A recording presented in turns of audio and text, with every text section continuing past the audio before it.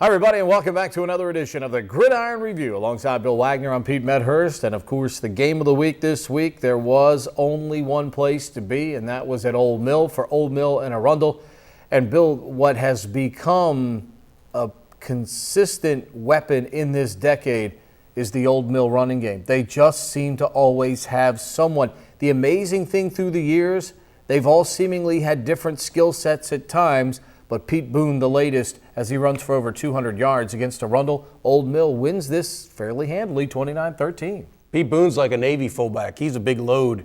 He's a 200-pounder, hard to tackle. But you're right, they've had really small, little quick guys like a Ryan Callahan. They've had, and Rob Chesson would probably fit into that category. And Damon Brown was a little bit stronger of an eye, more Josh traditional Furman, tailback. A little bit bigger guy. Yep, Furman was a bigger guy with athleticism. Now they got Pete Boone as a big power bruising fullback type. And I guess what we have to say is that Old Mill knows how to teach power, smash mouth football. The offensive line, clearly, when we're talking about all these running backs that have had so much success at Old Mill, that speaks to the coaching and to the offensive line work. Old Mill's had Arundel's number here the last few years. Both are always coming into this game undefeated normally, have been looking good. Obviously, Old Arundel have been putting up a massive amount of points.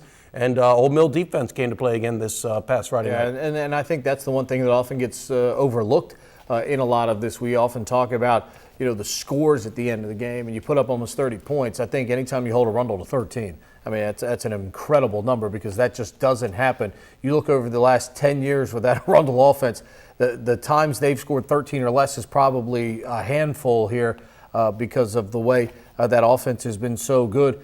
Great testament to that entire staff at Old Mill and the way Chad's defense has been able to step up to the occasion against Arundel as well. Yeah, and they stuffed Larry Barnes. Arundel was not really able to get Larry Barnes going, forced Dante Thompson to throw the ball a little bit more. Then, they kind of had to go one-dimensional after falling behind. But great win for Old Mill, really gives them the upper hand in the regional playoff race, and Arundel's going to need to bounce back. All right, Old Mill's Pete Boone, 207 on the ground, 2 touchdowns, runs of 5 and 47.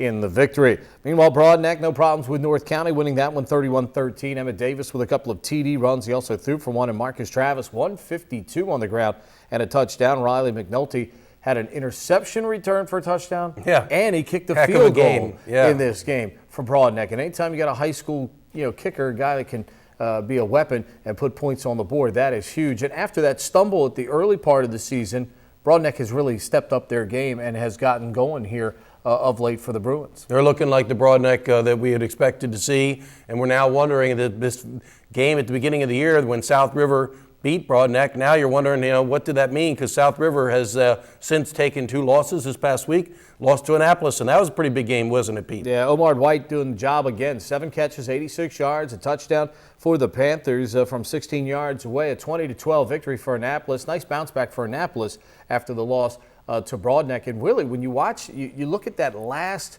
playoff spot, that Broadneck win over Annapolis now looks huge. South River's now got 2 losses. And as you look further on down the line, we still got 2 or 3 teams, that are probably jockeying for that position. But right now, games head-to-head with Chesapeake, Meade, Annapolis, Broadneck, South River. Any night those 5 teams are playing, those games are really going to matter right now. And I really think right now that last spot might be 7-3. You're right. Well, it's it's quite obvious that it's Old Mill, Arundel, Broadneck, and now you've got a bunch of these teams in that grouping. Chesapeake has definitely put their stamp that they belong in this conversation. Annapolis, South River, as you mentioned, is a little behind the 8 ball, but they could come back if they can beat a Meade, which is not out of the realm, if they could beat a Chesapeake. So we got some big, you mentioned it, Pete. That is a very good point you just made. Some big games coming up amongst the second tier, if you will. Yeah, because North Point's going to be in that top 4. So we're only going to get 3 teams in. Old Mill and Arundel would certainly appear to be on pace to be 2 of those teams. but that race for that final spot certainly going to be hotly contested here down the stretch. Meade, Shamar Billingsley with an interception return for a touchdown, also a TD reception for the Mustangs as they really got cranked up against Northeast, winning by a count of 47-7. Trevor Bellotti, an impressive performance, 148, 2 scores for Severna Park as they beat Southern. And I think, we had a chance to talk to Pat O'Malley a few minutes ago out in the hallway, and I thought he brought up a good point. All of the stuff that Severna Park is going through, and I know all around the county people go, oh, no woe is me for Severna Park. But they don't have any fields. People don't understand what entails that program right now and how they have to go out and practice, where they practice, getting everybody to head down the road. I mean, Kinder Park. When you don't have a facility to just come out of your building every day, I mean, this is a real chore for them every day to get out there and practice. It's a big win when you win 37. And I got to say, Pete, your alma mater, that is a real when I opened up the paper and saw that result, my first thought was, ouch, Southern, some struggles right now. Well, when you're the smallest school in the county by a wide margin, if you have a year that cycles through where there's just not a lot of kids, you end up in positions like that. And that's the one disadvantage that Southern is at every year. I mean, they don't have the numbers of students in their building like everybody else has. And, we've seen it from time to time. Even when my kids were in school there, I mean, you get a cycle of class that goes through where it doesn't necessarily produce an awful lot of athletes. It may produce a couple, but in football, you got to have a lot. Yeah, you need at least 10 basketball, or 12 of them. Basketball, you can get away because you're only putting 5 players on the court at one time. Baseball, you put 9 out there. You got a pitcher. All you need is one pitcher to be reasonably decent and competitive. But if you have 2, then, a sport like Southern has been fantastic over the last couple of years because they had a really good cycle of players that came through there and a great coach as well. So, and now they're trying to fill that position. That's going to be an interesting sport to watch because I'm telling you right now, the feeder program has been empty in terms of baseball here. So it's going to be interesting to see. Southern has some good returners this year, but later on down that pipeline, that's going to be something I think to watch as well. Southern's feeder program, 1 team. Their main feeder program in AAYFA only had 1 team this year. Right. Now a ton of those kids go play for teams in Calvert County in that rec football league. So I still think you're going to get somebody's question is, are you going to get enough to play with these teams on a year in and year out basis? And Southern is clearly behind the 8 ball, and I think it's something that might have to be addressed down the line in terms of scheduling too, because if you're the 4As in Anne Arundel County, you don't want to have to go play a 2A school. Right. Well, and it would behoove Southern to be able to play schools that are more similar, as we saw in the season opener when they played a similar sized school. They got a nice win. Yeah, on the road. So we'll see. I mean, those are some things that have to be discussed further on down the line. But remember, if the county executive gets his way and they do build this new West County High School, Arundel, it changes everything. South River, whatever the new Crofton High School is going to be named, that's going to change a lot of things. And I wonder if South River, Arundel, and this new school are going to be 4A schools. Right, they may not really they may all be 3As, right? Yeah, I think it's going to really chop the pie, but that's still obviously a couple years down the road. Chesapeake beats Glen Burnie 35-24. Nice bounce back for the Cougars after getting thrashed by Arundel as they win by 11. Spalding in the privates knocks off St. Francis 28-14. Really good roll here for Evan Falkman. 2 touchdown passes, a TD run. Rylan Sweetney with a 65-yard fumble recovery as well for Spalding, who now sits at 4-1 in what we know will be, as they get into the real formidable part of their A-conference play here. It's one of the best leagues, I think, in the area, probably next to the WCAC. And we're about to see some really good football from those teams because it seems that league is very, very deep this year and competitive. It is, and I think a lot of people cannot wait for that Spalding Mount St. Joseph game. Rich Holzer coming back to Anne Arundel County and having a chance to lead his Mount St. Joseph Gales against the Spalding Cavaliers, but Kyle Schmidt's doing a good job. Yeah, and it really gets interesting because teams like Mount St. Joe, Spalding, St. Mary's Severn, Annapolis Area Christian School, they all kind of fight for that same pool of kids. They do. Yeah. So, and I think that's going to be interesting, a head-to-head matchup between those schools. St. Mary's, good effort against Boys Latin. They lose 34-31. How about Severn? I mean, big 35-7 win over St. Albans. Tyler Perroding getting into the end zone. My man The quarterback, Mason Pong, 2 more touchdown passes. You love that name. For 7. I love it. And I'd love to be able to now call that in the game. They're using Ben Bedard as a wildcat. He's been a running back, but they put him at quarterback in a little wildcat formation. He scored a couple touchdowns.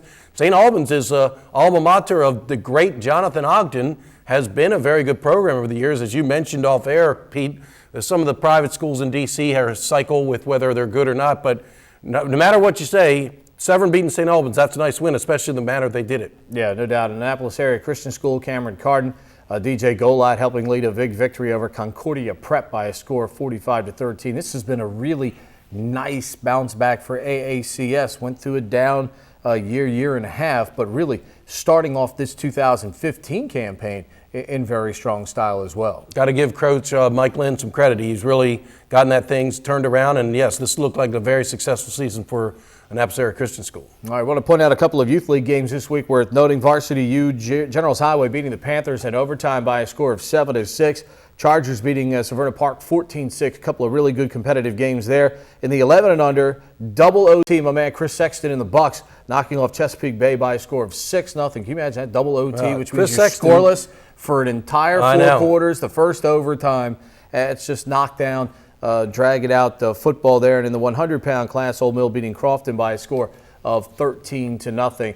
So, again, youth league football continuing to roll along. The one team we consistently see out there, this 12 and under matchup, you got to find it on the schedule when Gork and Pasadena Chargers play, because they are just annihilating people in 12U Division I. That's going to be a fun game to get some cameras on later on down the line during the course of this season. When we come back, we'll talk college football. Bill and I were in East Hartford, Connecticut over the weekend as Keenan Reynolds inched closer to Monty Ball's rushing touchdown record in college football. And the Maryland Terrapins, we're not sure if they've been identified in Morgantown, West Virginia. We'll come back with all that when we return on the Gridiron Review.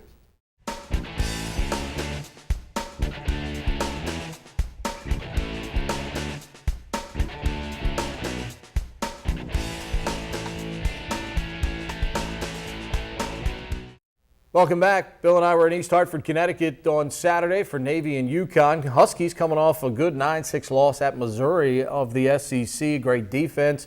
Bob Diaco during the week saying that Navy's triple option was like a shock to the central nervous system. Yeah, that was quite the line, wasn't it? I mean, look, we've heard a number of different coaches describe this offense and their disdain for it, Bill. Right. That was maybe as creative a description as I've ever heard from a football coach talking about Navy's triple option. But Keenan Reynolds goes for 142, 3 more scores. He now has 73 for his career, 4 more to tie Monty Ball for the most rushing touchdowns in college football history. And now the mids, which in terms of cliche, certainly you could have called the UConn game a trap game. No more traps. 3-0 going to Air Force with them coming to town this week. Well, I thought this was a very impressive victory for Navy. I really did. This is a good Connecticut football team at home. This is your first American Athletic Conference road game, so you don't know how some of your younger players are going to react. I thought Navy just gave a complete effort in all phases of the game. Keenan Reynolds, there's nothing else more we can say about him. But again, it's not a one-man show, though. There's enough fullback and slot back production that you can't focus entirely on Keenan Reynolds. And he threw a nice pass to Jameer Tillman, who made an even nicer catch. I would have liked to have heard your call on that one. Jameer Tillman! I compared it to Odell Beckham snatching the ball. Exactly what it looked like. He gets his hands out in front. If you're a youngster and you want to play receiver, do not catch the football in here. No. Get your paws out here. He went and took that ball out of the air. Because the guy was on him. I mean, he had coverage draped on him. Javon Summers was right there. But he got the hands out there and just snatched the ball and brought it in. Just a great catch for the junior out of Bishop Gorman in Las Vegas. And now, Bill, as we know, this is a nasty rivalry game coming up on Saturday. There is as much as mutual respect as there is between Army and Navy, there is no mutual love at all between Navy and Air Force. No. There's always been a lot of chirping on the field, which is not anything that happens during an Army-Navy game. Just going back a second, I want to say one thing about Navy that I think the fans of Navy have got to be happy with what they're seeing out of this defense. No question. In 2 games against American Athletic Conference opponents, East Carolina and now UConn, the defense came up with some very big stops when they needed them. The offense stalled a little bit in the second half against Connecticut, and the defense picked them up came up with 3 straight. They forced Connecticut to turn the ball over on downs. You had Kevin McCoy in there getting sacks, getting quarterback hurries. So I think there is some... 5 sacks in a game were the most in a game since 2006. I'm not surprised. I mean, Ken Niumatalolo's stated goal of being more aggressive on defense has come to fruition. But yes, now we turn to an Air Force, and this is always tends to be a real smash-mouth, low-scoring game. Both teams know each other so well. They know each other's systems so well. There's not going to be a lot of points to be... Comes down to who makes the most mistakes usually in this game. And the yards are hard to come by because of the defenses know what they're doing in this type of game. It'll be very interesting. And Navy's in the American Athletic Conference. They want to win a conference championship, obviously, but they could go 8-0 in the American Athletic Conference. If they lose to Air Force, Army, or both, the season is not going to be a success. They want to get the Commander-in-Chief's trophy back. They don't really like to talk about how bad they want it back, but Keenan Reynolds has slipped a few times, both at Navy Media Day and afterward, about how important to get, as he says, that trophy back where it belongs. It's going to be a big one on Saturday afternoon at Navy Marine Corps Memorial Stadium. Meanwhile, we're still looking for the Maryland Terrapins, and whatever got off that bus at Morgantown, West Virginia. Give Dana Holgerson credit. Their team was ready to play, and they came out and just thrashed Maryland from the get-go. And Bill, this really comes back to, I know Randy will say the right things and talk about how this was just the whole team not being prepared, and that's on the coaches and things of that nature. But right now, this offense is just not equipped to go against any team that can score the football, because they can't score with any reasonable offense right now. They're going to run into a couple in the Big Ten who have started to get going over the next couple of weeks. The Michigan Wolverines and the Ohio State Buckeyes put up some points this past weekend. week. Put up some points. So you're going to have to get your acting gear offensively. And again, I put the onus on Mike Loxley. He has got to come up with something for these quarterbacks that they can operate with, even if it's something very simple. Caleb Rowe at one point was 4 of 18 in this football game with a couple of picks. So, I mean,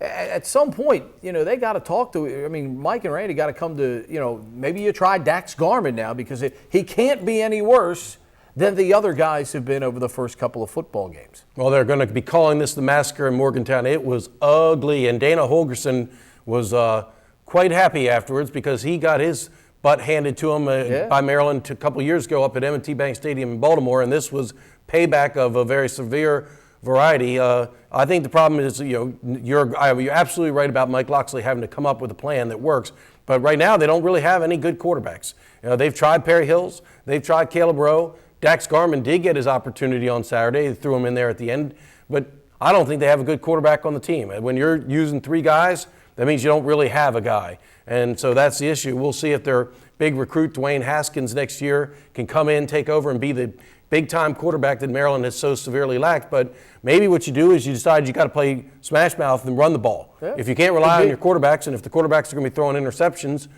put it in Brandon Ross's belly. Wes Brown, they got some running backs. Maybe you become more of a smash mouth team. That's what they claim. They're in the Big Ten, and that's what it's all about. Maybe you don't have your quarterback throwing the ball so doggone much, and you're not that good of a passing team. I mean, I watched Cincinnati-Memphis. Obviously, it's an American Conference game on Thursday night.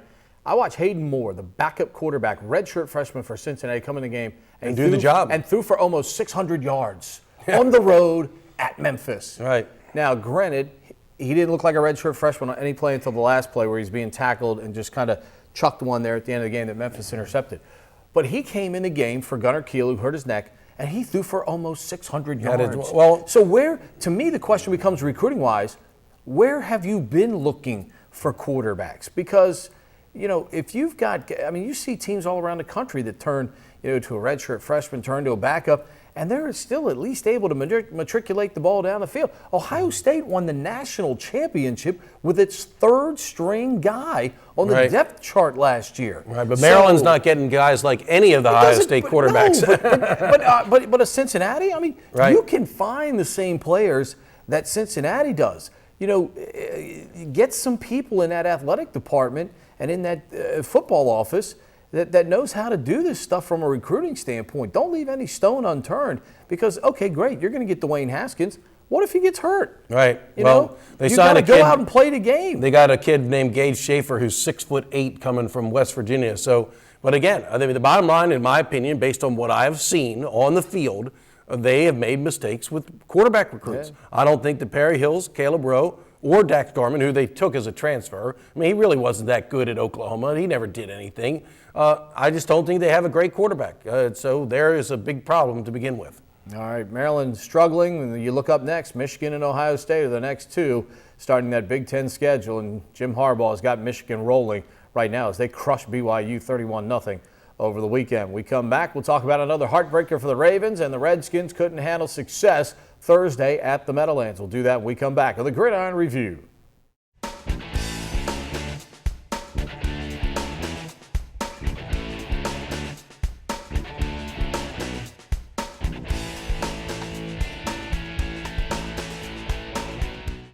Welcome back. The Ravens with Heartbreak Hotel striking at home opener against the Cincinnati Bengals. Bengals jumped out to a big lead early. Ravens come back and not only get even, but take the lead at 24-21. But again, when Andy Dalton flashes the bat phone, A.J. Green's usually on the other end answering, and they did that in the fourth quarter. Second game in a row, the Ravens had a defensive collapse in the fourth quarter. And listening to some of the players in the postgame, they still talk about the reputation of the Ravens defense. And yes, that has been their calling card at times over the years. But let's be frank, this is 2015. This is not 2001. This is not Ray Lewis. This is not Peter Boulware. This is not Tony Siragusa.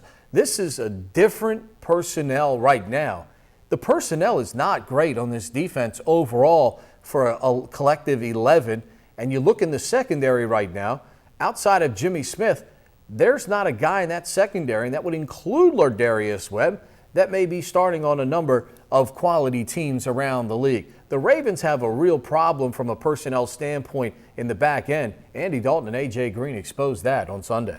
Well, that's the bottom line. You cannot live off of reputation. What past Ravens defenses have done means nothing this year. And the fact of the matter is, it's been proven here the last two games, they don't have a good defense. They can't get a stop when they really need it. Teams just go right down the field at crunch time when it's time to win the ball game. And you're right, the secondary is a mess. Some of these guys are running out there and just should not be starting for an NFL football team. And, Lardarius Webb, who was once a very, very good cornerback, he is not recovered from the knee injury. He's not a good cornerback anymore. He just can't cover. It's a bad situation for the Ravens, and they've been taking too many losses. Ray Lewis retires, Terrell Suggs gets injured, Haloti Ngata leaves as a free agent. They just have not been able to plug the holes they used to. And it may be part of the Ravens' arrogance, if you will, that thinking that, hey, we'll always find a new man to plug into our great defense. Well, they haven't plugged in enough good players for this defense to do the job. And frankly, we don't want to pick too much on the defense because for about 3 quarters, the offense did nothing. Yeah, and I think part of that, with Torrey Smith leaving on the offensive side, the injury to Dennis Pitta certainly is crippling, but there is talent there with Crockett Gilmore, who played early but did not play late. Max Williams, the youngster. He looks like he could be a player. Yeah, from Minnesota. Looks like he's going to be okay. But the one thing here, and this is, I think you put this on Ozzie Newsome and Eric DeCosta and the guys in the front office here. They have mishandled the salary cap a little bit here lately to where they could not match a Haloti Ngata, where they could not match a Torrey Smith. Right. Pernell McPhee, the Bears offered him just ridiculous money. Right. I don't think the Ravens would have matched that because you just can't pay Pernell McPhee a $40 million total deal. I buy that. I will not. But when they let Anquan Bolden go, and he's still performing in the NFL, you're right. They paid Joe Flacco a lot of money, and what happened is you have now handcuffed yourself. Mm-hmm. And Joe Flacco, I'm glad you're getting a lot of money, but guess what happens? You have no weapons because they can't afford to pay anybody legitimate to help you out. So where are they going to be next year when Steve Smith's not on this team either? Steve Smith, and we can't fail to mention absolute heroic performance. Without Steve Smith, he's the only playmaker on the entire offense outside of the quarterback. Right, and they can't run the ball. All of a sudden, they're unable to run the ball. Justin Forsett looking like that was What did I say before a the season? mirage of a season What did I last say year. before the season? I've got to see it again. There's a reason Right. why a guy is the second or third stringer consistently over 4 or 5 years in the league. I had to see it again. And he may get it back before the year is over. When you're trailing, you can't run the football as much. But still, I mean, not a factor in the run game whatsoever. And you look at the playmakers on this team, you know, they need Brashad Perryman badly to run. There was a opposite sighting Steve of Smith. Brashad Perriman, apparently. He actually showed up on a Ravens practice field out at the Castle. Haven't seen him in a game, haven't seen him dressed. Maybe sometime before the end of this season, he'll actually play in an NFL football game. Yeah. But the chance of him helping the Ravens And they've at got a this short point- week this week playing Thursday, but they catch a huge break. Ben Roethlisberger hurt his got knee, he's injured. going to be out 4 weeks. So The not good break is that Le'Veon Bell looked amazing today. You will get Michael Vick, but now you're going to have to stop Le'Veon Bell in large doses coming up on Thursday night in this football game. And Thursday night games, by tradition, have been really awkward games to watch, really ugly games. Giants-Redskins was no change to that the other night. Just some really awful football to watch at times. And the Redskins did not handle success. Matt Jones fumbles going into the end zone, didn't protect the football, let it go before he got to the goal line.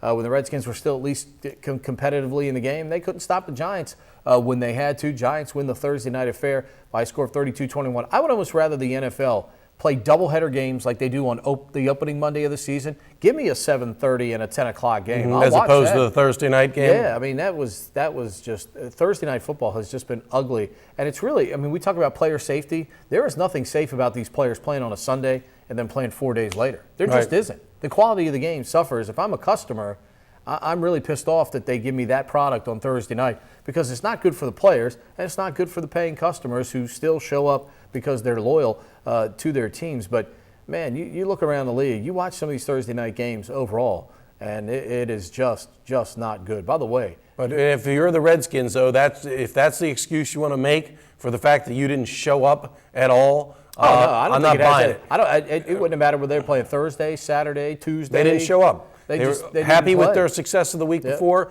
and it's a really shame for starving Redskins fans wanting desperately for something positive to happen, and this is what happens. The one day after a game that gets your hopes up, they come back and just crush you with a horrible performance. Your man, Kirk Cousins, did not look good, and I cannot even believe they're talking about a quarterback controversy. The RG3 still is not dressed for a game. Oh, he's going to be the third stringer. They're just trying to protect their money and what they owe him. Right. So is Colt McCoy, are they going to give him a look here? No. Kirk has to be disastrous before they put somebody else in the game. I tell you right now, if this thing with Roethlisberger lingers, you see another quarterback go down around the league or something like that. Trade bait? I would not be surprised if teams call the Redskins about Griffin or Colt McCoy because I think you could at least win a couple of games with those guys playing the quarterback position. But I will say this. For those of you that wanted to assault Kyle Shanahan, look at what he's doing in Atlanta. Did you see what they did in the second half to Dallas?